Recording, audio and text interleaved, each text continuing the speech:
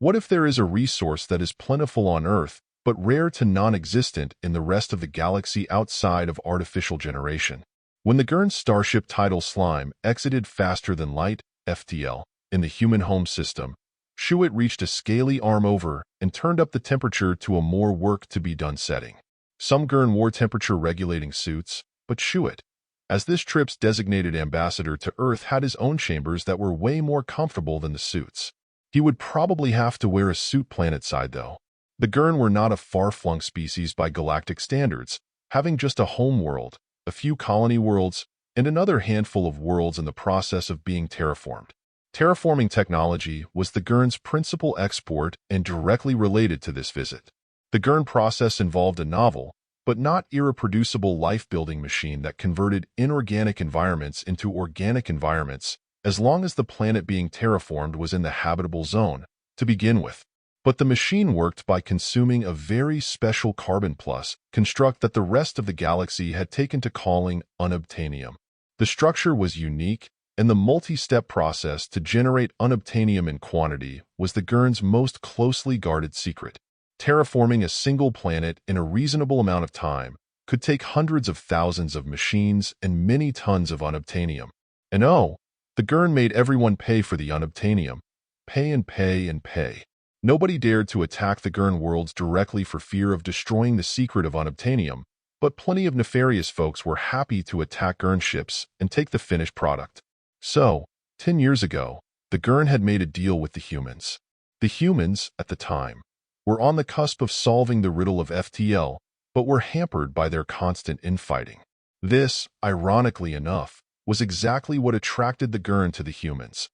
The Gurn sucked at fighting, while the humans made exceptional mercenaries. The endothermic and aggressive humans were always ready to brawl and could repel boarders with little to no warning. The original contract had been simple.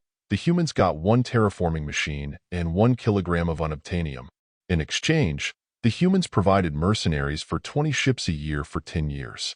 The 10 years were up, and Shuit was here to negotiate a new contract. The general consensus among the Gurn, much like every other technologically advanced society, was that anybody less advanced must be less intelligent, as opposed to, say, simply not having discovered the technology in question yet, and thus, the pre-FTL humans were considered by and large to be dumb as posts. But Shuit had doubts. During the initial negotiations, the humans had given up the offer of the secret of FTL in favor of a single terraforming machine. A lot of Gurn saw that as evidence of how stupid humans were, but Gurn observed that the humans gambled, correctly, that FTL was common knowledge, and just having humans on Gurn ships would eventually give them the clues they needed. The gamble worked, and humans achieved their first FTL flight just 2 years after signing the initial contract.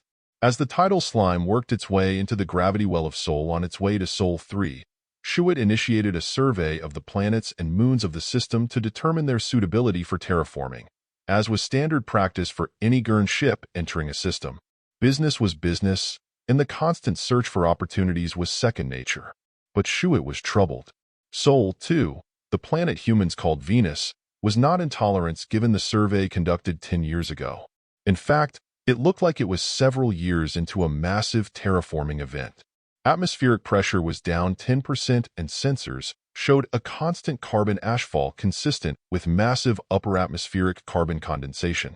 How could the humans have done that with just 1 machine and 1 kilogram of unobtainium?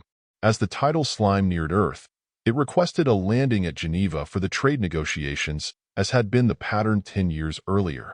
Shuit was surprised when they were diverted instead to middle-of-nowhere Wyoming, a third of the way around the planet. His mystification increased when he realized that the accommodations being offered were, well, sparse, to put it bluntly.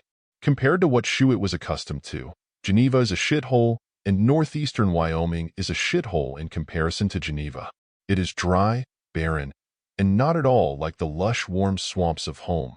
Shuit was driven a considerable distance from the landing site to an administrative building of some kind, and then into a conference room where one whole wall was obscured by a curtain.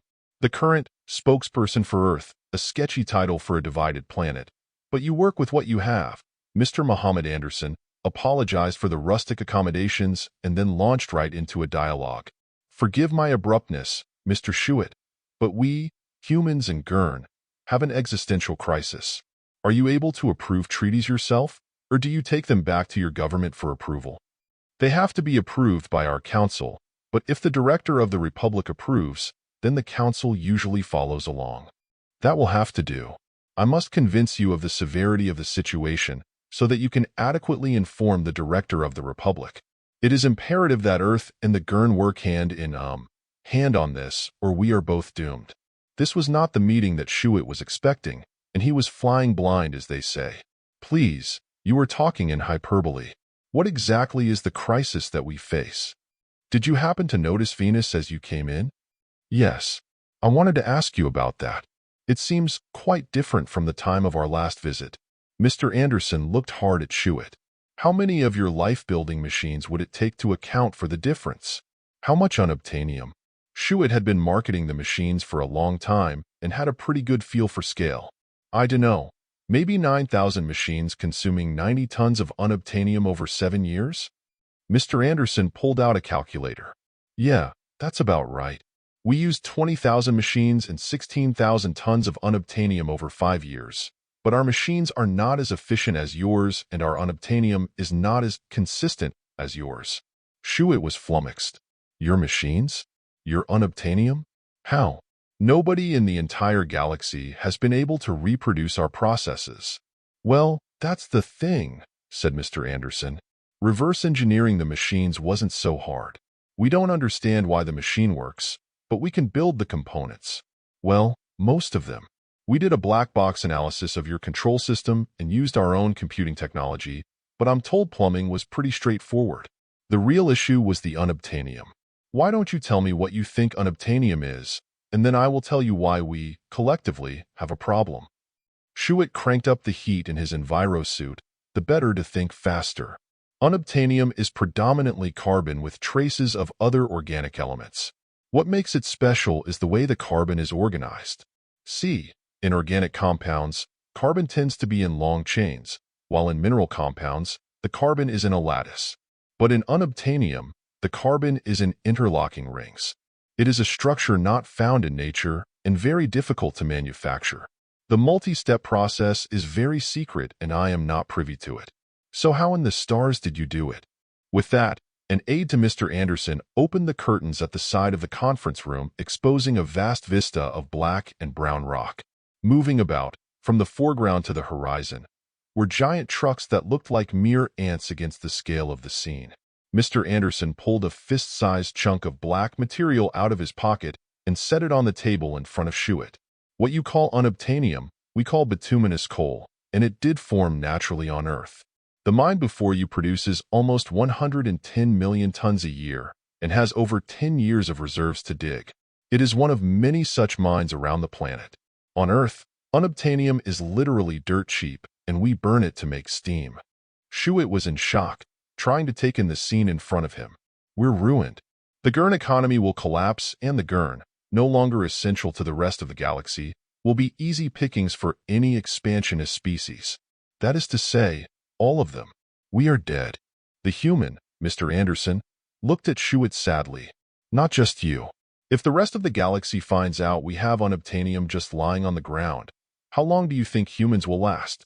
They will drive us to extinction and claim the mines for themselves. Mr. Anderson paused and took a breath. But there is a way. A way? Asked Shuit. Mr. Anderson pulled up a chart outlining the humans' proposal. 1. The Gurn quarantine Earth so no other species visit us and find our dirty secret. 2.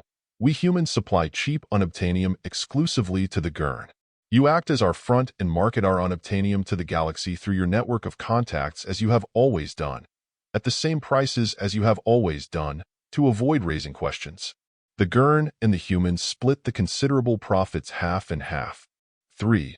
We use our half of the profits to buy technology from everybody else. Again, we go exclusively through the Gurn. It is useful that everybody else continues to think of us as dumb mercenaries not worth a closer look. 4. Since it would raise suspicions if the humans started expanding through the galaxy on our own, all future colonies will be joint human-Gurn colonies. This way we stay close and everybody else will see the Gurn and not the humans. It's elementary game theory. The only way either of us come out of this alive is for both of us to go all in together. I don't understand, said Chewit. How can unobtainium form naturally? Earth is a messed up planet, explained Mr. Anderson. From 300 million to 100 million years ago, much of the landmass of the planet was covered by warm swamps. Vegetation fell into the anaerobic water and, instead of decaying into soil, fermented into something we call peat. Then all this peat got buried in a series of cataclysmic events, meteors, volcanoes, you name it. Conditions were just the right temperature, somewhere in the 270 degrees centigrade range, and very high pressure necessary to convert the carbon from long organic strands into rings. The whole process took millions of years instead of the comparatively instantaneous methods of your labs. But the final result is that we are sitting on about 1.6 billion tons of unobtainium. The final result, said Chewit, is that we work together or we both die. I will take your proposal to the Director of the Republic. But in the meantime, can you please stop burning the most valuable commodity in the galaxy just so you can boil some water?